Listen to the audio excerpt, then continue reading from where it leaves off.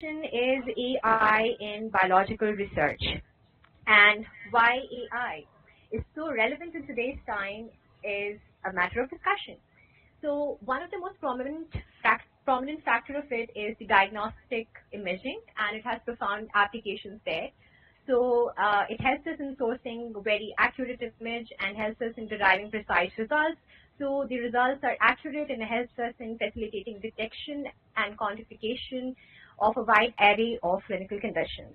Apart from this, it also has application in surgical interventions and also in localizing and tracking moving targets. It is our pleasure to have Qazi Noorul Mateen with us here today, and he is currently, he has extensive research in studying protein aggregation and transcriptomic analysis, and presently he's been employing CRISPR technology to good use at his lab experience. Apart from this, he's also designing chips, and then he's implementing the use of AI in reading and interpreting the data out of it. It is our pleasure to have Noorul Bhai with us here today. He's currently working in a lab that specializes in point-of-care diagnostics at the Harvard Med School. He has completed his bachelor's in biosciences from Jamia Millia Islamia and holds a master's in biotech from AMU. Can I please request, Bushra to please mute her microphone. Yeah, thank you. Yeah, and he holds a master's in biotech from AMU. He's also been associated with IIT Delhi, where he was enrolled in master's in research program. So I would like to welcome him to please deliver his talk on AI in biological research. Over to you, Noorul Bhai. Thank you so much, Bushra, for introducing me. Yeah, so I'm just, everything she already told about me. Yes, I can just share my presentation and show you things. You can just type in the questions if you have any queries that I can answer in the last. Sure, we can source them for you. Yeah. Is my screen visible? Clearable? Yes. Yeah, I cannot see your presentation, but yes, your screen is visible. Yeah, it's visible now. I think now it's okay. So starting from demystifying the AI in biological research, like how it can be used and where, like right now we are using it and what are its potential to be used in the future. So for artificial intelligence, we just want to leverage the computers and machine to mimic the human brain. Like we want to get the results that we can think by making decisions, by implementing the relationships between objects. So that's how we just wanted to mimic the brain, and that's what artificial intelligence is. So in artificial intelligence, you might heard of it a lot, but there are some basic terms that I wanted to tell you about before going further into my presentation, so that you can relate to it. Yeah, let me put my pointer also.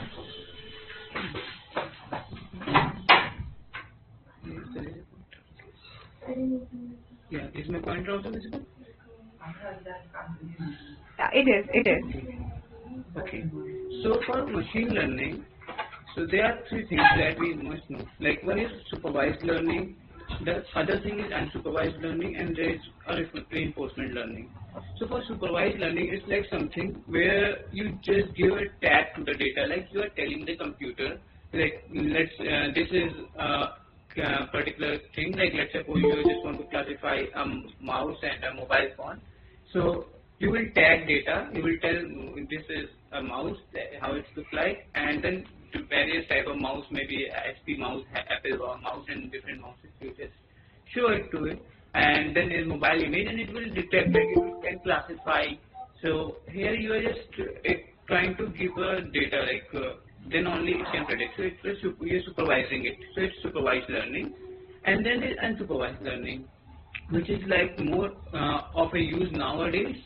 So in unsupervised learning, the computer recognizes itself, like how it can classify something, or maybe it can predict some other thing, but based on some features. let's suppose if there is a mobile and there is a mouse, then they have a texture difference, there is a difference in the shape, form and everything. So it takes into account all those things and then it classifies it. If I talk this in terms of biology, then let's suppose there are two cancer types and you just don't want to tell it which one is which cancer type.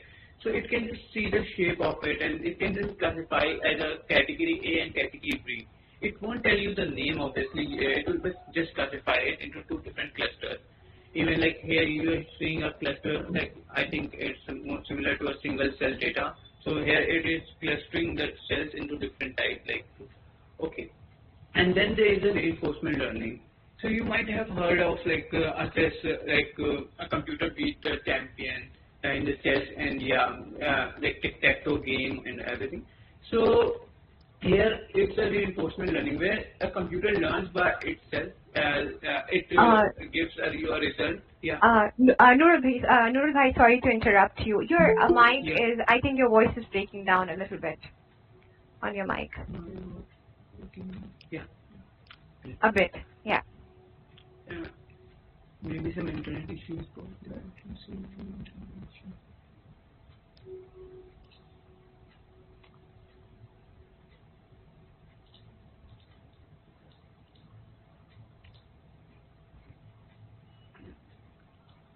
Is it still working? Yes. Is it for everyone? Yeah, it is. I confirmed. Okay. If it's not resolvable, you can still continue. We'll see. Okay. Okay. So is this case for everyone or just for you? Can you please confirm this? Yeah. I just confirmed it. My team member just informed me. So yeah. Okay. So I was at reinforcement learning. So here would it will give you a score based on it. Like if you're playing a chess, and then it will give you a score. Yeah, this is a good move or this is not, because based on the results. So that's how it reiterates the learning process and get to optimal results. So that's what we call reinforcement learning. Yeah. So now AI in biology. So for AI, in the first slide, Bush already discussed that AI is used in like diagnostics. So in clinical and genomic diagnostics, AI is a big market. So especially in like offering services in sequencing, gene editing, in precision medicine and drug discovery, all these, like I will go into little bit of details into it. So here the AI can be used and it is expected to be like 6.22 billion by 2029, the market share of AI in biological research. It's a report by Meticulous Research Foundation. And then so for AI, I am breaking down the things into like different domains of the AI, like how we predict a problem, how we solve a particular AI problem, so biological problem. So so for computer vision, it's like a problem where computer has to see an image and then give you a prediction, give you a result about it. So that's a computer vision problem. So here you might have see people are taking images from the MRI or chest X-rays and then they are predicting the diseases. Like this person has lung cancer or the person don't have that. So for that they take the images of lung cancer and then they feed into the database, feed into the algorithm, and it will train the algorithm based on that, and it can predict it. So it could be like you can also supervise it by labeling it. Like sometimes you need to label it. Like if it's a very complex thing, let's suppose you wanted to insert a pipe into your laryngoscope or maybe food pipe, and so something like you want to insert and you want to attach the camera. So this is a delicate problem. So for that you want a clinical specialist to be there with you to tag that the parts inside the mouth, so that because at that level right now you must have someone expertise in the field to tell initially like which part is which. So And that's why we say that it's not like AI can take over everything. Yeah, AI can do ease the things, but it requires someone like who is going to guide AI. Yeah. So in all these problems, computer vision is used. So computer just see like obviously it's not seeing it like us, but it is recognizing the patterns. Let's suppose this is a image, X-ray image. So there are different layers it will recognize. Like it will recognize the outer layer, then the texture, then inside things. So based on different layers, it will recognize the thing and it will classify. So yeah, there are different papers which are like recently published. Yeah, these are very few. Like a lot of research going on in this field. Yeah, so deep learning algorithms for detection of diabetic retinopathy in retinal fundus photographs. So yeah, here is a photograph that they are using, and then there is a deep learning algorithm. So this word deep learning, so it is a kind of unsupervised learning where there is a use of a neural network. So deep learning is where there is a use of neural network. So now we know about like we are biology students, we know about the neurons. So we also have this thing like different neurons are connected and they are sharing the information, and finally we are getting to a result. So similar thing we are doing with computer. So here there are different layers of neurons which are connected, and each layer has a function to recognize a specific thing, and at the end you will get the output, which is a combination of all the neural layers. So that's what we generally refer as deep learning algorithms. So yeah, so they are classifying cancer types and all these things are and there is a whole slide imaging like for primary diagnostic now. Like usually what we say like if you have a slide like there is a pathologist who see the slide by himself under a microscope and tells your conditions. But to assess the pathologist, it can be possible like there is an algorithm that is integrated into the microscope, which can tell you the primary results like what it is predicting, so that if something the pathologist is missing, then he can just get an idea about it. Yeah. So obviously it's still the work of pathology is still there, but yeah, there is something. And then there is one more thing that has the New York Times sperm count via your cell phone. This is my lab's paper, here in like Harvard. So they can count the sperm with your cell phone. So they're just seeing the structure of the cell. Like this is a very complex problem basically, because the sperm, for counting the sperm, the size really matters. Like so, and you are using just a cell phone. So for that, if you are using a cell phone camera and some like attaching a microscopic lens to it, and then putting some AI algorithm, then you can do that here. So this is one solution where AI is essentially used. Yeah. Now the other use is in the time series algorithms. So like the watch. Yeah, I'm not wearing a digital watch right. Okay. So watch that like the digital the watches, smart watches. They take data in a continuous manner. So if you are taking the data in continuous manner and then you are just processing the data and giving the results, that would be called time series algorithm, where there is a continuous fed data that we call input to the algorithm, and it's giving you the results. So yeah. So for cardiac arrest detection, all these things, this thing time series AI algorithm can be used. I can remember one use case where there is a company, I don't remember exactly the name of the company, but they came to IIT. They made a mattress, like they actually made a device that can be attached to the mattress, and it can take the vibrational data.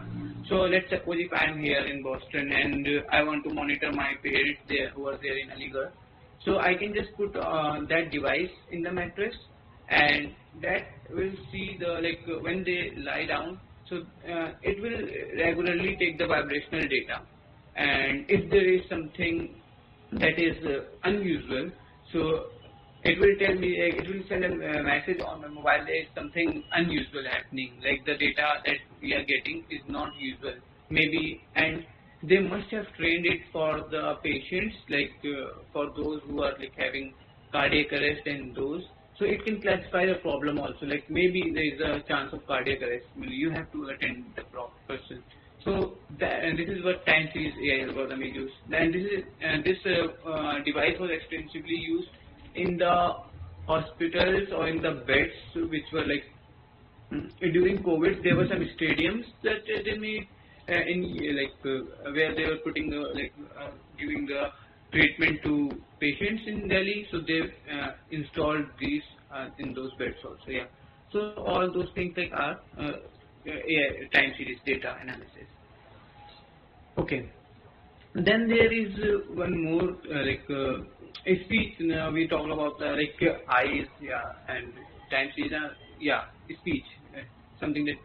So for speech recognition, so we generally use this speech recognition thing in our Alexa and Siri and Google Mini.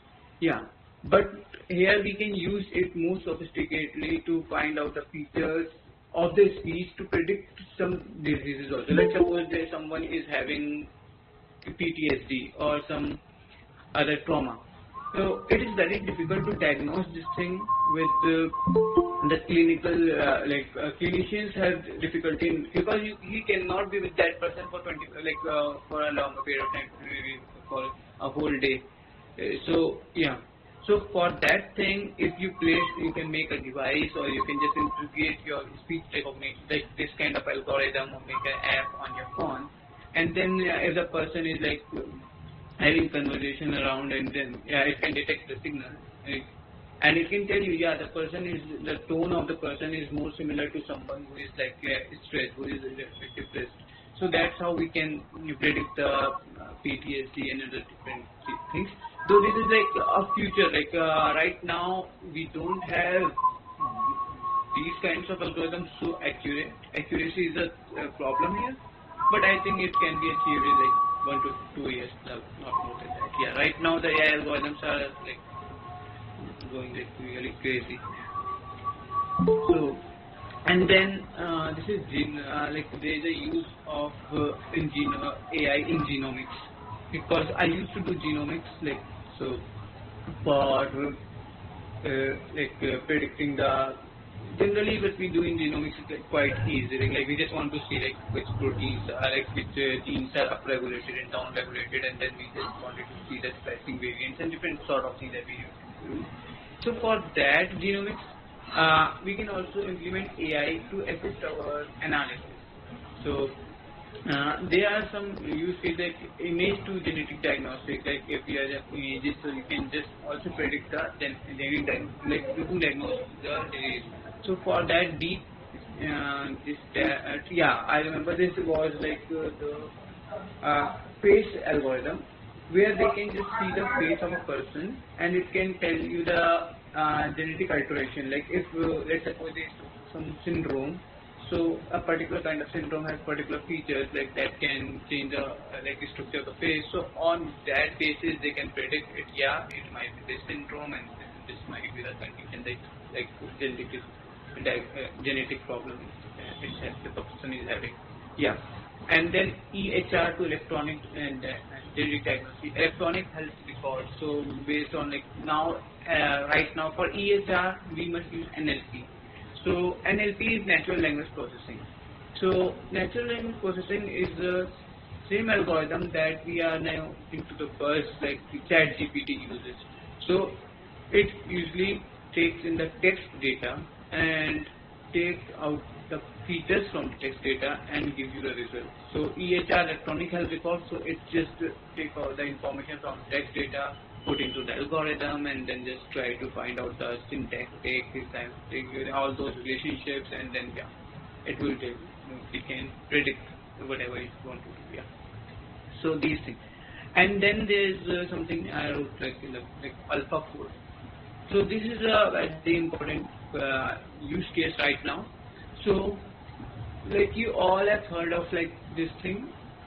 If someone of you must have heard of homology modeling, maybe when you are predicting the structure of a protein based on the similarity of different of that protein from different other proteins. Yeah, maybe evolutionary relationship or all those things that take into account. So for AlphaFold, it is a DeepMind is a company who make this AlphaFold. So there is a competition, we call it Olympics of biology, we can call it. So all the teams go and participate in that competition. So there they in 2018 they presented AlphaFold 1. So AlphaFold can predict the structure of the protein, and it is very complex problem basically, because there are so many possibilities, and for computation it is very computationally expensive, and it's a complex problem. And for this AlphaFold, the accuracy was around 30-40%. But then comes AlphaFold 1, which was okay, which was able to predict around 50% or so. But then last year in 2021 July, last in 2021 July they released 2023, 2 years back, this is 2023. So they released AlphaFold 2, which takes into account a number of features like for protein prediction, structure prediction, not only the sequence but all the things like which amino acid proceed by which amino acid, and there are different factors, and it have different neural networks, and combining the results of different neural networks to a single output. That's what AlphaFold 2 can do, and it can achieve the accuracy about 90%. So it's a big leap in this field for us in protein structure prediction, AlphaFold 2. And they confirmed it with the experimental data, and they are really the results were so promising. So this is another use case. So now everyone, I know most of you are bachelor's or master's students in biological domain, and these AI terms, we have heard of it, but we don't know how to start and how can we implement it in our daily life or in our research. So I was also from biological science background. I never did my program. Even I didn't have math in my class 11th also. Yeah. So I read math only class 10th. But still you can, maths is important, but still you can figure out which part of the math you must do. You must not know everything in the maths. Yeah. For AI, mathematics is important. You should know a little bit, quite a bit of it to understand the algorithms. So I can just tell you the roadmap for it. Yeah. So I think this is what I followed. Maybe someone can follow something else, but this works well. So you can start with the basic theory. There is a course of AI by David J. Mellon. He is a very good professor of Harvard, and he is in computer science department. So there is 2 courses that he offers. One course is CS50. If someone is very new to computer science, don't know anything, they wanted to learn the computer science from basics, how a RAM work, how a machine learning algorithm work, from very basic to advanced. So there is a 11-week course that they call CS50. You can do that also. I did that course in my bachelor's. So so that was a foundational course. So but now they have an AI course also from the same professor, and there is another course, AI for Everybody, from Stanford, so which is available on Coursera. So from there you will get an idea of the AI. You may not know the algorithms, how they work, but you will get the name of the algorithms and how the one algorithm is different from the other. And where we can implement which algorithm. That is important. But then the second thing is you need to learn the basics of Linux system.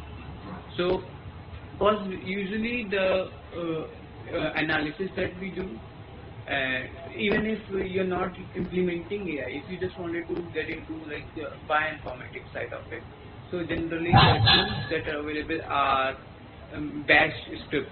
So they are Linux-based tools.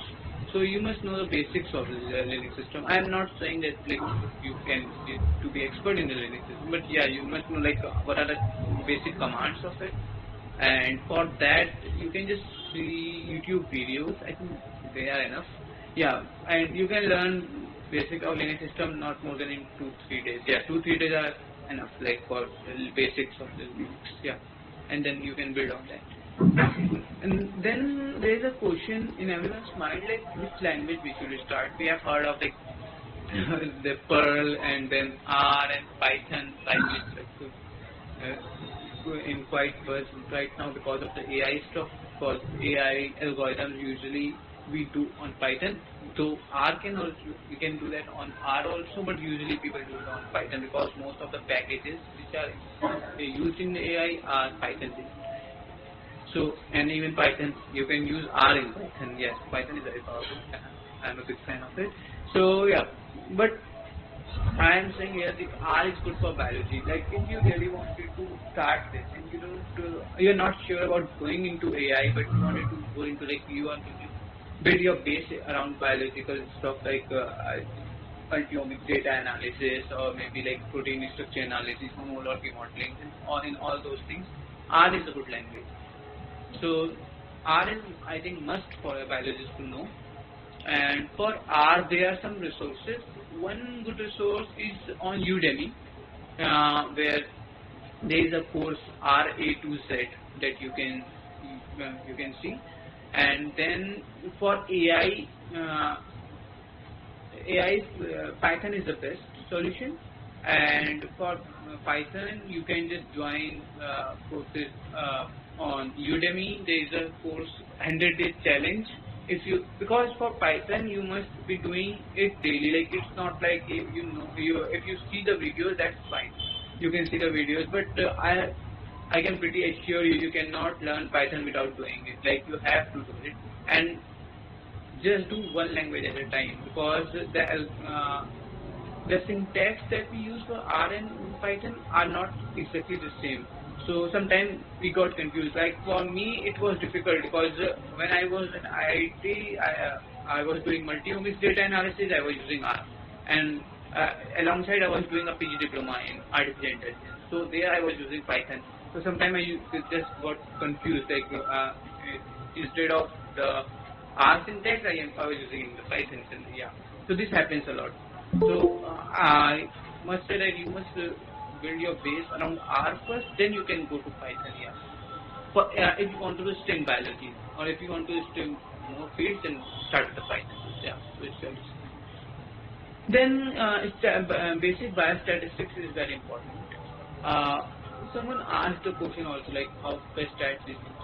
So for if you are predicting something like for prediction, so first thing, biostats on the hypothesis testing, and first of all you are making an hypothesis and then you are testing your hypothesis. So it's all biostatistics. And then if you are doing some multi-omics data analysis, then how accurate your predictions are, your accuracy, your precision, all those things are biostats. And then your if you are let's suppose doing you're just finding out the genes which are differently expressed in a cancer condition versus a normal condition. So you can get like a number of genes which are differently expressed with their fold change value. Like this, let's suppose a gene ABC is twofold changed, but you must have a p-value for that. Like how confident the algorithm is about this fold change. So that's also a biostat. So biostat is very important. So you must know the basic of biostats. Like I think you can do any course on biostats. All of them are similar, or you can just use YouTube. Yeah, for me, I think basics are like hypothesis testing, t-test, z-test. All these things are important. Yeah, it's not that difficult. Maybe 15 days are enough if you really sit for that. Yeah. So, and get familiar with your artificial intelligence libraries in Python. So if once you are good to use Python, then you can select their libraries. It's not like you have to write the whole code. Like there are already people out there who have developed the algorithms, who have developed the libraries for a particular task. So you must be aware of those libraries and how to implement those libraries. So for just get familiar with the different libraries in Python. some of them who have like done it, like who have done some work on Python, they must have heard of the like Pandas, NumPy, all these are general Python libraries. So similarly, there is scikit-learn library for AI, which is very important. Yeah. So then, once you are done with all this, then it's time to get into a field like and really start something. So for that, you can build your first AI model, and I strongly recommend start with linear regression. Don't go into deep learning. Don't go into like any classification problem. All those are like to start with, you will really get like overwhelmed and depressed. Yeah, because initially it's difficult to implement